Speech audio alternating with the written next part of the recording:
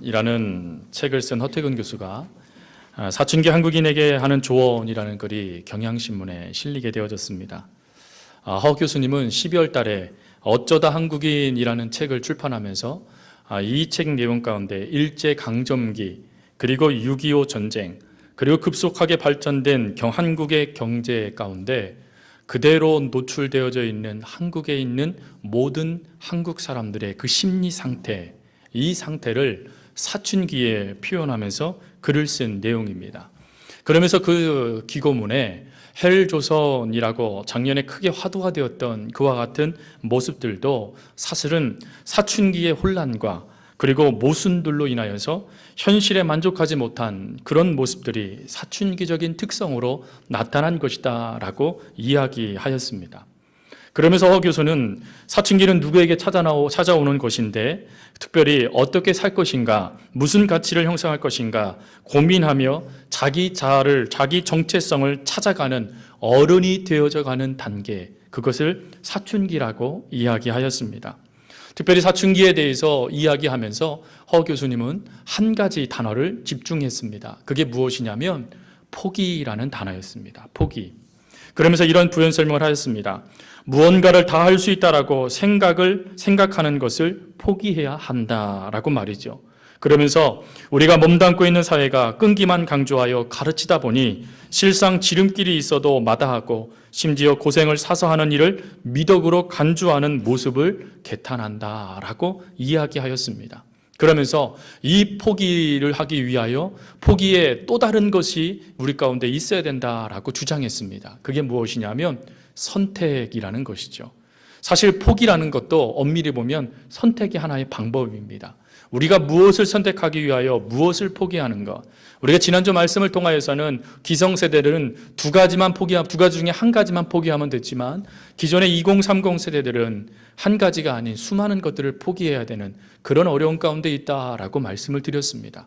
즉 포기, 무엇인가 선택하기 위해서 무엇인가 내려놓도록 만드는 것, 그것이 바로 영적 사춘기에 가장 그것을 지혜롭게 극복할 수 있는 방법인 것을 오늘 그 기고문에서 기록하고 있는 것을 보게 되어졌습니다. 여러분, 오늘 본문 말씀에도 바로 이런 영적인 사춘기를 슬기롭게 벗어나고자 열쇠였던 포기에 대해서 말씀하시는 말씀이 기록되어져 있습니다. 지금 이스라엘 백성들은 요단강을 하나님의 은혜 가운데 마른 땅처럼 건너가게 되어졌습니다. 그도 감사한데 하나님께서는 이제 가나안 땅을 이스라엘 백성들에게 붙여주시겠다라고 약속하셨고, 그리고 그 약속의 첫 관문인 여리고성을 맞이하고 있는 한평화, 특별히 그 땅을 오늘 성경은 길갈이라고 합니다. 그곳에 진을 치고 드디어 꿈만 꾸던 것을 현실로 이룰 수 있는 은혜를 하나님께서 이들에게 허락하여 주셨습니다. 그런데 이들이 기쁨과 감사를 느끼고, 그리고 어떻게 하면 이 모든 정복 사업을 제대로 감당할 수 있을까 고민하는 그때에 하나님은 뜬금없이 절망적인 명령 하나를 내리십니다. 그게 무엇이냐면 오늘 본문에 담겨져 있는 할례를 행하라라는 것이었죠.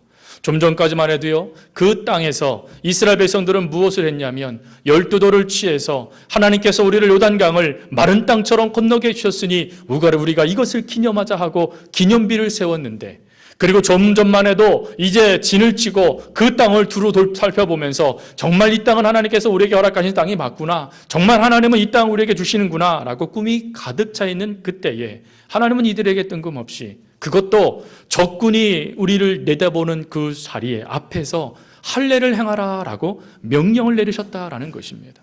여러분, 할례라는 것이 외과수술 아니겠습니까? 보통 이것이 할례를 한번 행하면 이것이 다시금 아물어지는데 최소 일주일, 길게는 2주 정도의 시간이 필요합니다. 이 시간 동안에 아무것도 하지 못하지요. 여러분 잘 알고 있듯이 야곱의 딸 디나가 강간을 당하게 되어지자 그의 형제들, 그의 자손들이 세겜성에 들어가서 모든 사람들을 도륙합니다. 그때 그 도륙하기 전에 이들이 꾀를 낸 게 무엇이었습니까? 할례를 행하라라는 거였습니다. 이들이 움직이지 못하고 이들이 아무런 대항도 하지 못하는 그것이 바로 할례를 행하는 모습이었습니다. 그런데 지금 이스라엘 백성들을 하나님께서 적군의 바로 앞에서, 적 성을 마주보는 바로 그 땅 앞에서 무엇을 명령하셨냐면 싸움을 대비해라. 전쟁을 대비해라, 방벽을 세워라, 정말 군대를 만들어서 저들과 대항할 준비를 해라 라고 하면서 무엇인가 군대적인 것들을 행하도록 이끄셔야 되는데 갑작스럽게 여호수아에게 명령을 내리세요. 할례를 행해라. 할례라는 것은 하나님의 백성이 되었다, 하나님의 선택된 백성이 되었다라는 중요한 뜻의 표징입니다. 그런데 그것을 적군 앞에서 하라니요. 아니 절체절명의 순간 가운데 왜 하나님은 이스라엘 백성들을 몰아넣으시고 하나님의 선택, 하나님의 백성됨을 왜 이렇게 강조하시는 것일까요? 그거에 대한 말씀이 9절에 그 의미가 담겨져 있습니다. 9절 말씀에 보면 크게 두 가지를 생각해 볼 수 있어요.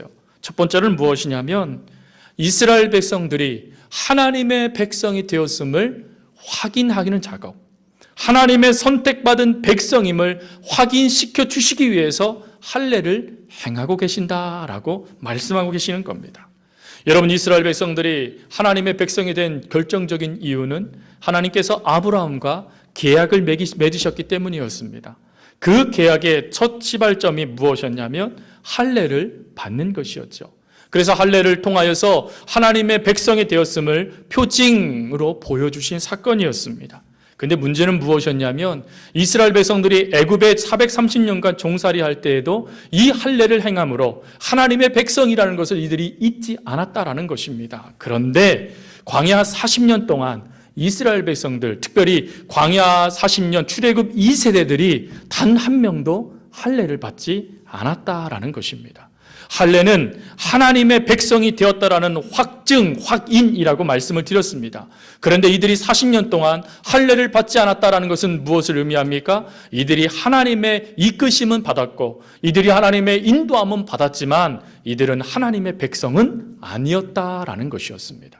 언제든지 그래서 하나님은 뭐라고 말하냐면 내가 이 백성을 어느 때까지 참겠느냐, 내가 이 백성을 모두 진멸하여 버리리라 라고 말씀하시면서 너희들은 내 백성이 아니야 라고 하나님께서 말씀해 버리시죠. 왜요? 할례를 받지 않았기 때문인 것입니다. 하나님의 선택의 역사가 그들에게서 지금 단절되어 있기 때문이죠. 그러다 보니까 이들에게 어떤 모습이 나타납니까? 죄의 모습이 나타납니다. 불순종의 모습이 나타나요. 순간에 이익된 것을 위한다면 모든 것을 포기해버리는 어리석은 모습도 이들에게서 나타났다라는 것입니다. 그래서 하나님은 이제 하나님이 약속하신 가나안 땅, 하나님의 나라가 되고 하나님의 통치가 이루어지며 하나님만이 왕으로 섬겨지는 그 가나안 땅의 역사를 일으키시기 전에 먼저 그들과 먼저 행하실 일들이 있었습니다. 그게 무엇이냐면 죄를 끊어버리는 거였습니다. 더 이상 인간적인 불순종, 더 이상 인간적인 계획, 더 이상 인간적인 어떠한 것도 틈타지 못하도록 하나님은 이스라엘 백성들에게 단절, 벗어버리도록, 불러버리도록 하시는 선택을 그들에게 명령하여 주셨다라는 것입니다. 그리고 그 명령에 따라 여호수아는 어떠한 불만도 품지 않고 즉시 그 자리에서 할례를 행하게 되어집니다. 그리고 두 번째로 할례를 행하는 이유는 무엇이었냐면 전적인 의지를 깨닫게 해주시기 위함이었습니다. 여러분, 전쟁은 하나님께 속한 것입니다.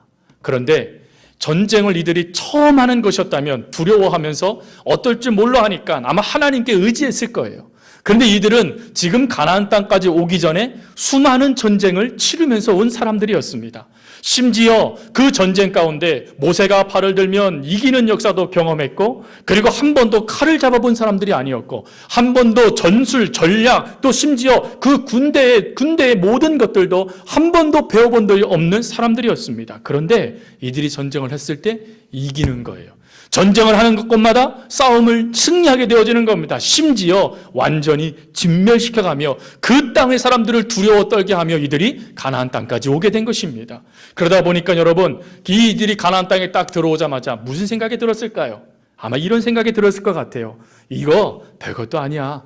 지금까지 우리가 얼마나 많은 전쟁을 해왔는데 까짓것 이거 우리 이렇게 하면 될 거야 라는 생각이 아마 그들 가운데 들어오기 시작했을 것입니다. 그런데 하나님이요, 외과적인 수술, 절망의 상황을, 모든 군대에 갈 수 있는 남자들을 절망의 상황 가운데 그대로 두신 것입니다. 아무나 힘들을 수 없습니다.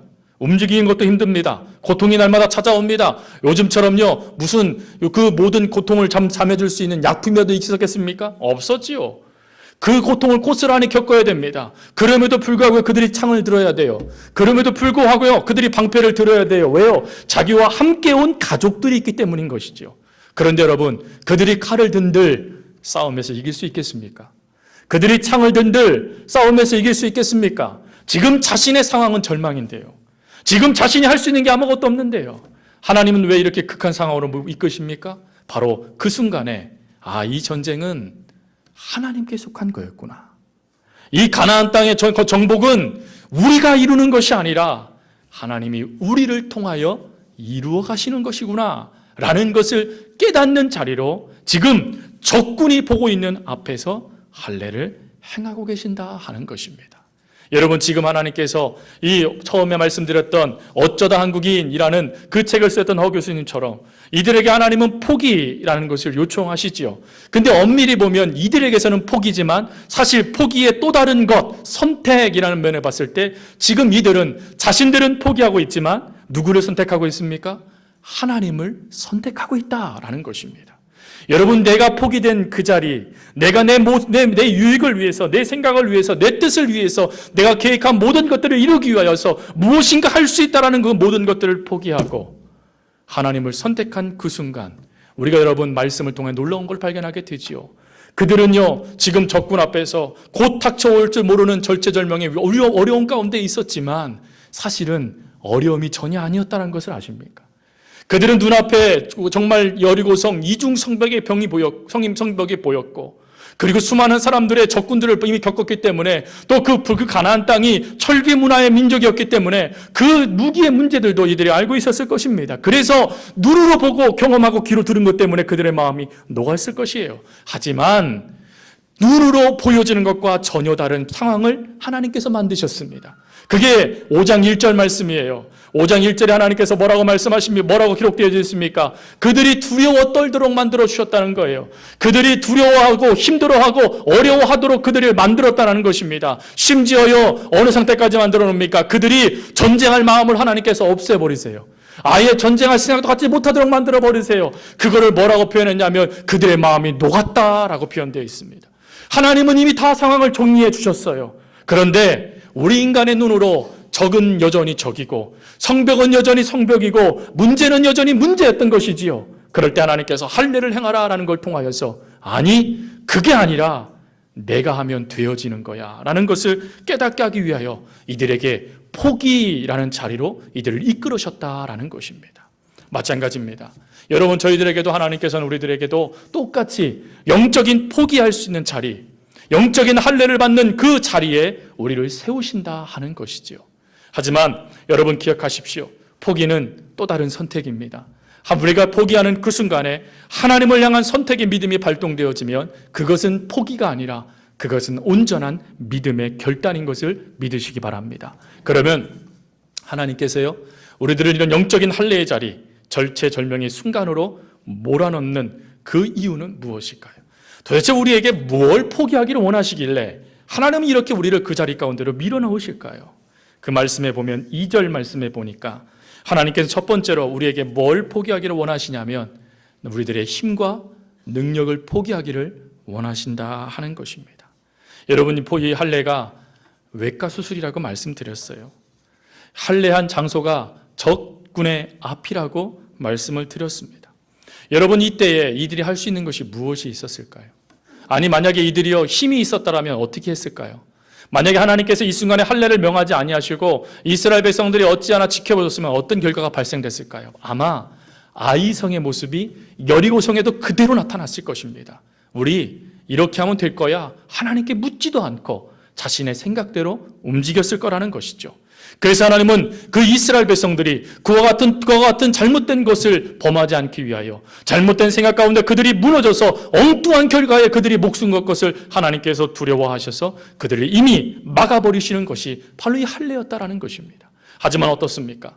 우리가 조금만한 힘이라도 있으면, 조금만한 능력이라도 있으면, 여러분은 아무리 죽을 것 같은 상황에 주어져도요, 내 발이 움직일 수 있는 힘만 있으면 우리는 움직여버립니다. 내 손에 무엇인가 잡을 수 있는 힘이라도 남겨져 있으면 우리는 다른 무엇인가를 잡으려고 애를 씁니다. 심지어요, 내 상황이 어려워지다가 조금만 풀어지면 어떻게 됩니까? 금세 하나님 잊어버리는 것이 저희들의 연약함이에요. 그런 하나님께서 오늘 우리들을 아예 우리의 힘과 능력이 전혀 발동되지 못하는 영적인 할례의 자리에 우리를 앉히신다는 것입니다. 여러분, 이런 예화가 있더라고요. 사람이 바다에 빠졌습니다.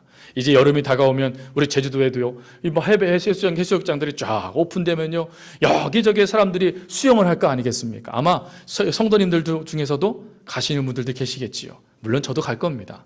근데 그곳에 수영을 하다 보면 이런 분들 꼭 있잖아요. 자기 실력 의지하고 막 수영하다가 힘에 버거워요. 그럼 어떻게 됩니까? 살려주세요 하고 허부적 거리는 분들이 계십니다. 그러면요, 선글라스를 멋지게 끼고 딱 몸에 튜브 하나를 딱 잡고 있는 그 구조대원이 어떻게 합니까? 호루라기를 쫙 불고는 멋지게 다이빙해서 그쪽으로 샥 갑니다. 그리고는요, 바로 구해주나요? 아니더라고요. 가만히 그 옆에 있습니다. 자기는 튜브를 끌어안고 둥둥둥 떠있고, 그리고 물에 빠진 그 조난자는 살려주세요라고 목청껏 물 먹어가면서 꼴깍꼴깍거리고 있는데, 아니 이 구조대원이 구조하지 않고 가만히 있는 거예요. 왜 그럴까요? 얘 힘 빠질 때까지 기다리고 있는 겁니다. 저는 몰랐는데요, 사람이 초인적인 힘을 발휘할 때가 있다랍니다. 첫 번째, 여인들에게는 아이를 낳을 때. 아이를 낳을 때의 그 힘은요, 인간이 이 땅을 살아갈 수 있는 힘의 집중, 집약체라고 합니다. 그 정도로 큰 힘을 집중해야 아이가 나온다는 것이죠. 그런데 이와 같은 똑같은 모습이 또 언제 나오냐면, 내 목숨이 경각에 달려있을 때, 그때 초인적인 힘이 발생된다는 것이죠. 그래서 지금 물은 먹고 있어서 점점점 힘은 빠지고 배는 불러와서 점점점 자기가 코카콜라 병처럼 꼬로록 빠져들어가는 그때에도 조금만 힘이라도 이 사람이 남아있으면 다른 무엇인가라도 잡아서 자기가 살겠다라고 일어선다라는 것입니다. 그래서 그때의 힘을 초인적인 힘이라고 하죠. 근데 그 힘이 발동되면 아무리 훈련을 받은 구조대원이라도 자칫 잘못하면 죽을 수 있다는 것입니다. 그래서 구조대원들이 기다린다는 거예요. 그런 힘이 다 빠져서 이 사람이 드디어 꼬르륵 하고 빠질 것 같을 때 가서 싹 구해서 나옵니다. 여러분, 이 모습은 하나님과의 우리 관계, 이 영적인 관계에도 똑같이 나타나는 모습이라는 걸 아십니까? 우리들도 마찬가지예요. 우리들이 하나님을 믿고 따라감에 있어서 하나님이 절체절명의 상황 가운데 우리를 내몰아 나왔을 때도 내 힘이 조금이라도 있으면 어떡합니까? 내가 이 문제 해결하겠다고 달려들어요. 또 내가 무엇인가 할 수 있다는 생각이 들었을 때 어떡합니까? 하나님 잊어버려요. 그리고 내가 원하는 대로 막 모든 일들을 달려갑니다. 그러다가 안 되면 어떻게 되죠? 하나님 어떻게 나에게 안 도와줄 수 있냐고 라고 하며 결과를 하나님께 탓해버리는 것, 그게 저희들의 모습이라는 것이죠. 하나님은 그와 같은 모습에서 우리가 서지 않게 하기 위하여 오늘 우리들에게 하시는 말씀이 무엇이냐면, 내 안에 있는 내 힘과 내 능력을 버려라. 네 모든 것들을 굴려버려라. 내 모든 것들을 포기해버려라 라고 하나님 말씀하고 계신다 하는 것입니다. 사랑하는 성도 여러분, 내 힘으로 할 수 있는 것은 한계가 있습니다. 그렇지만 하나님에게는, 하나님의 능력에는, 하나님의 그 힘에게는 어떠한 한계도 없음을 믿으시기 바랍니다. 그래서 하나님은 내가 할 테니 네 힘은 빼어라 라고 말씀하시는 것이죠. 그리고 두 번째로는 무엇이냐면, 우리 가운데 또 힘만 빼는 것이 아니라 우리 가운데 나의 나됨을 말해주는 이력, 나의 모든 것들을 하나님은 포기하라라고 말씀하고 계십니다. 여러분, 우리들 가운데 나를 나타내는 것은 참 중요한 것 같습니다. 우리 청년들이 대학을 졸업을 하고 직장을 갖게 되어졌을 때, 또 우리 성도님들이 직장을 얻게 되었을 때 이력이라는 것을 씁니다. 이력이라는 것이 무엇입니까? 내가 이런 사람입니다 라는 것을 보여주는 게 이력이죠. 그래서 여러분, 그 이력뿐만 아니라 이제는 이력서 한 장으로는 이 웬만한 그 회사에 들어갈 수도 없어요. 그러니까 뭘 씁니까? 자기소개서라는 걸 써요. 이 자기소개서라는 게 뭡니까? 이력 가운데 내가 이런 사람입니다 라는 것을 프로브를 하는 거예요. 너 정말 어떤 사람인지 내가 알 수 있도록 한번 몇 장으로 네 삶을 한번 요약해봐 라고 하는 것이 자기소개서입니다. 여러분, 자기소개서에 어떻게 하든지 간에 자기의 잘할, 자기의 정말 뛰어남, 내 능력들을 고스란히 거기에 넣어 놓는 것이 자기소개서이죠. 그런데 하나님은 이스라엘 백성들에게 이들의 자기소개서, 이들이 할 수 있는 힘의 능력들을, 모든 것들 뭐라고 말씀하시냐면 포기해 라고 말씀하시는 거예요. 다 버려라 라고 말씀하시는 거예요.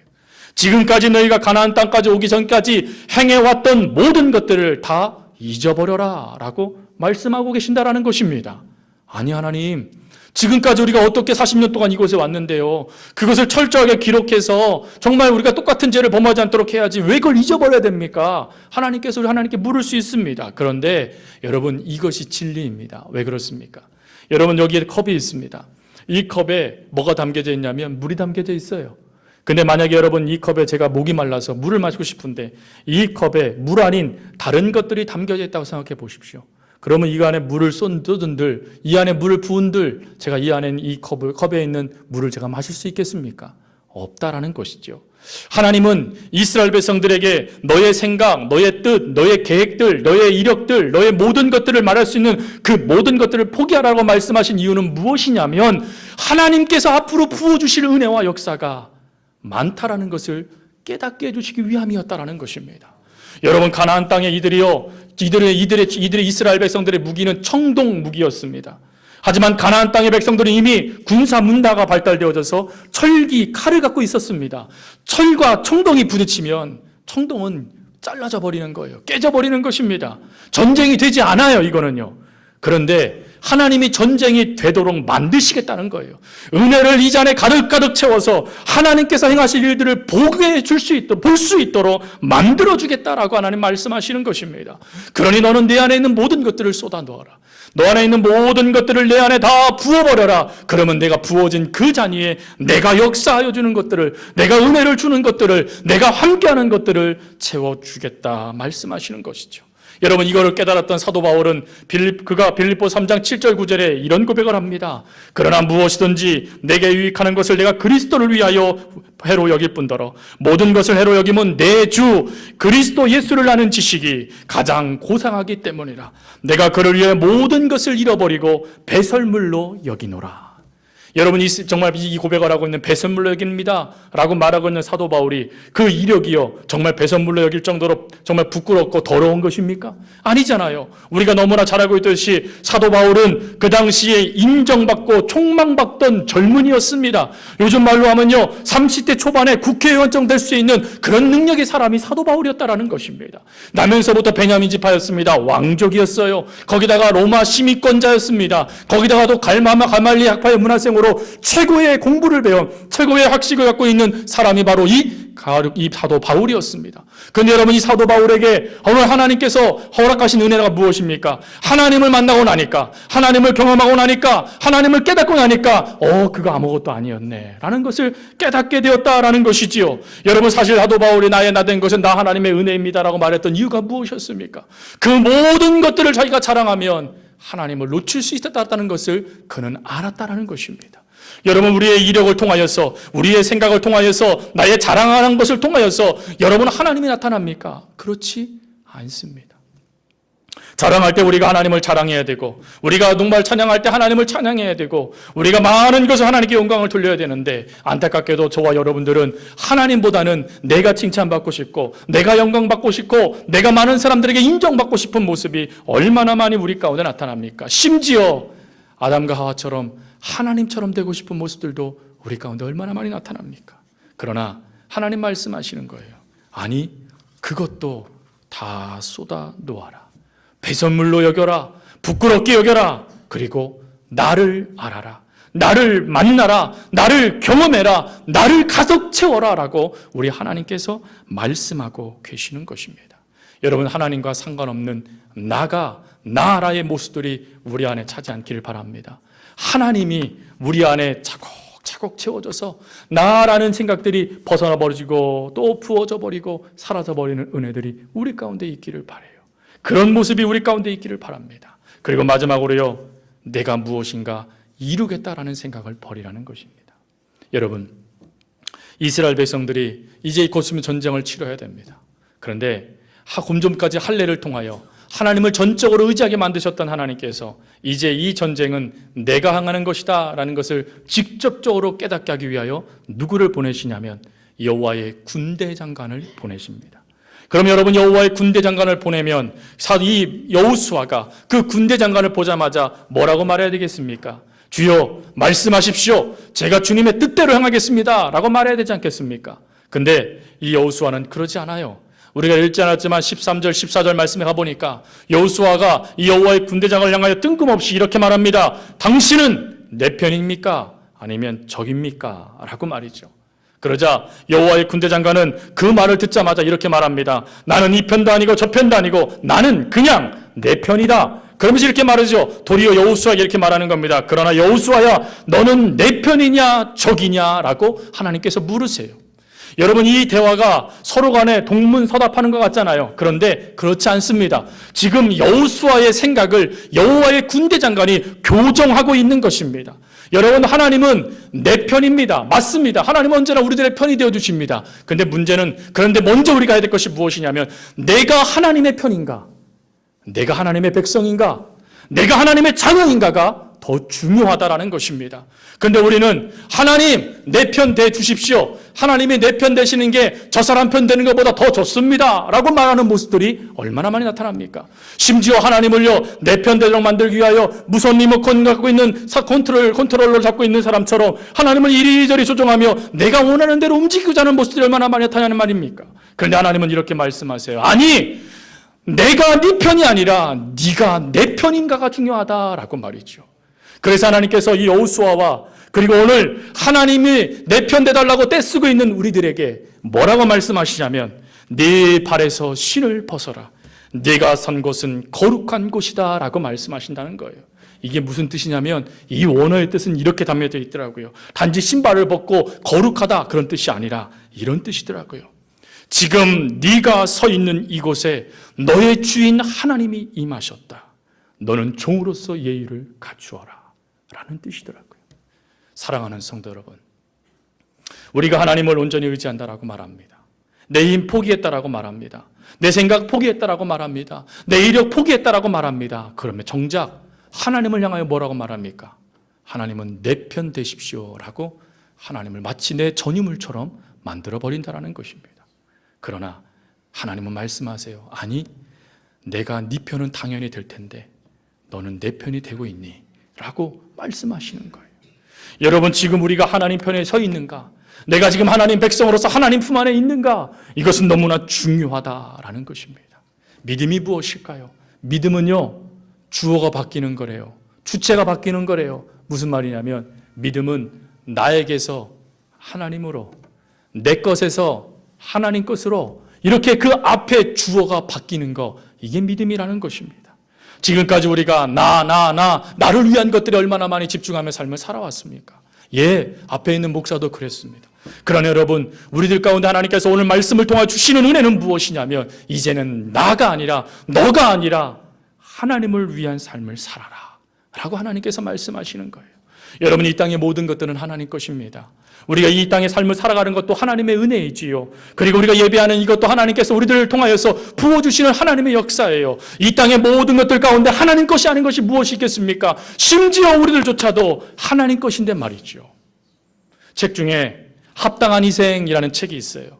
이 책은 선교사로 지망되는 모든 분들이 반드시 읽어야 될 필독서 중에 하나입니다. 아주 작아요. 아주 얇은 책입니다. 근데 원 제목은 파인애플 이야기라는 책이에요.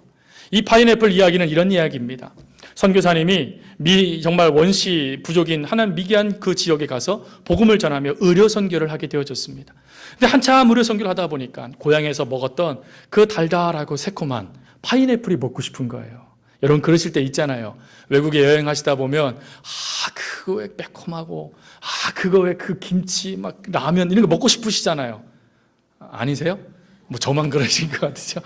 대부분 그러시잖아요. 한국 음식 왠지 된장찌개 좀 먹고 싶고 막 그러시잖아요. 근데 이 선교사님이 그랬다는 거예요. 그래서 선교사님이 파인애플을 먹고 싶어서 묘목을 구해서 드디어 열심으로 그 원주민들을 시켜서 이 땅에다 잘 심었습니다. 그 3년이 지나면 이제 결실을 얻어서 먹게 되어지는 거예요. 이제 3년째 돼서 이 선교사님이 너무 흥분됐어요. 야, 드디어 내가 고향에서 먹었던 파인애플을 먹을 수 있겠구나. 그런 마음으로 딱 농장에 갔더니 세상에 파인애플이 없어진 거예요. 그래서 이게 웬일인가 하고 봤더니 이 원주민들이 익을만 하면 하나씩 따가버리는 겁니다. 그래서 너무나 화가 난 선교사님이 아니 이 파인애플을 왜 도둑질해 가냐고, 이거는 내 거지 당신 내 거가 아니라고 라고 말했더니 원주민들이 이렇게 말했대요. 자기네 법이 있대요. 밀림의 법은 나무를 씹은 사람이 그 열매를 따먹는다. 그러니까 내가 심었으니까 이건 내 거다라고 따먹는다는 것이죠. 그래서 선교사님이 너무 화가 나서 위협을 합니다. 당신네들 자꾸 이렇게 하면 내가 이 병원 문 닫을 거라고, 내가 더 이상 여러분들 진료하지 않을 거라고. 그래도 파인애플이 사라지는 거예요. 그러니까 안 되니까 그 다음에 뭘 했냐면 무서운 개를 사다가 그 농장에다가 구석구석에다가 놓은 겁니다. 그랬더니요, 어떻게 됐을까요? 개도 사라져버린 거예요. 개도 먹어버린 거예요. 그래서 너무 화가 나가지고 이 선교사님이 선교사역에 회의를 느끼고 하나님께 이렇게 기도했다라는 것이죠. 하나님, 나 이제 선교사 못하겠습니다. 아니, 제가 많은 거 원했습니까? 파인애플 그거 하나 먹겠다고 하나님께 말씀드리고 기도하고 드디어 여기 얻게 됐는데 저 도둑질하는 인간들이 다 가져가 버려서 나는 아무것도 먹지 못하고 아무리 말해도 소용도 없고 나는 이제 더 이상 더 사람들을 복음을 전하거나 의료행위를 행하고 싶지 않습니다. 그렇게 기도했다라는 거예요. 근데 그날 하나님께서 선교사님에게 이렇게 말씀하셨다라는 것이죠. 사랑하는 누구야? 저 파인애플이 네 것이냐 내 것이냐. 그러면서 이렇게 말씀하셨다는 거예요. 파인애플이 자라도록 땅에 기운을 준 것이 네가 한 것이냐 내가 한 것이냐.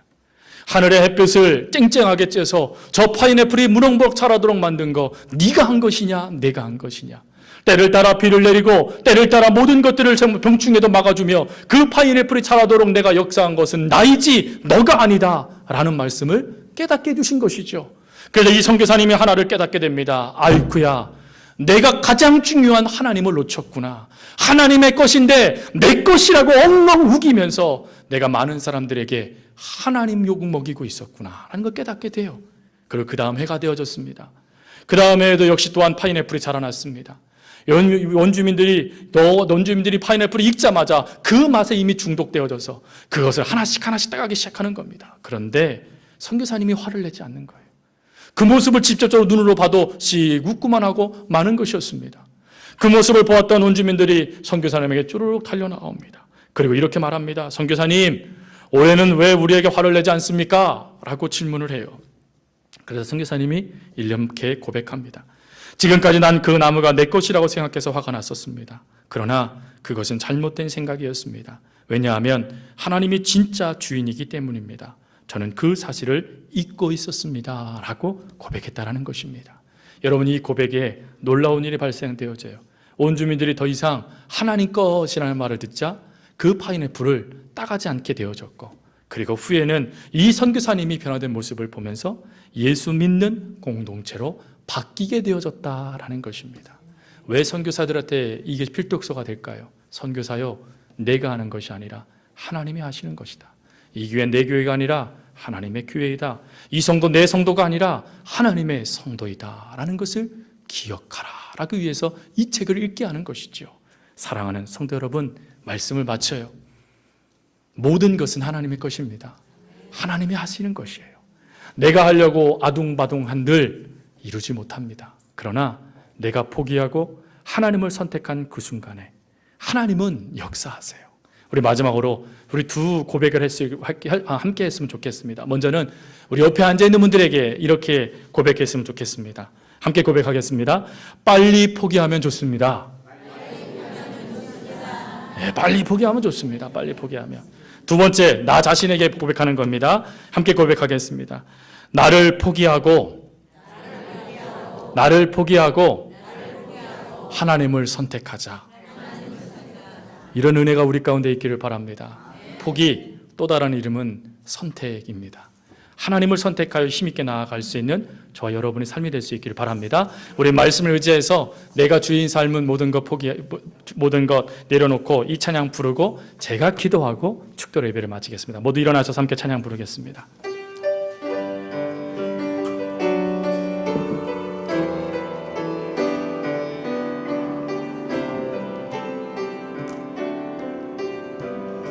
내가 주인 삶은 모든 것 내려놓고 내 주 되신 주 앞에 나가 내가 사랑했던 모든 것 내려놓고 주님만 사랑해. 다시 한번 고백합니다. 내가 주인 삼은 모든 것 내려놓고 내 주 되신 주 앞에 나가 내가 사랑했던 모든 것 내려놓고 주님만 사랑해. 아멘. 주 사랑, 주 사랑 거친 풍랑에도 깊은 바다처럼 나를 잠잠케 해. 주 사랑 내 영혼의 반석, 그 사랑 위에서 주 사랑 거친 풍랑에도 주 사랑 거친 풍랑에도 깊은 바다처럼 나를 잠잠케 해. 주 사랑 내 영혼의 반석, 그 사랑 위에 서리. 하나님, 철저하게 나를 포기하는 것, 그것이 하나님을 선택하는 길이라는 것을 오늘 말씀을 통하여 깨닫게 되어집니다.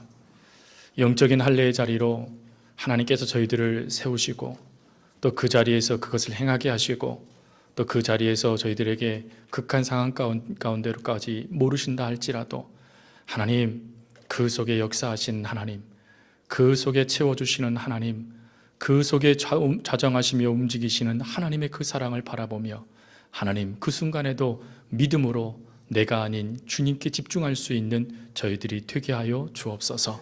참으로 아버지 하나님께서 그리하여 주실 것을 믿고 감사드리오며 이제는 우리 주 예수 그리스도의 은혜와 하나님의 사랑과 성령님의 교통 교제하심이 나를 포기하고 주님을 선택하고자 오늘로 주님의 할례의 자리로 이끄심을 아멘하며 들어가는 귀한 성도들의 머리 위에와 그 모든 믿음의 결단 위에 이제로부터 영원토록 함께 하옵시기를 간절히 축원하옵나이다. 아멘.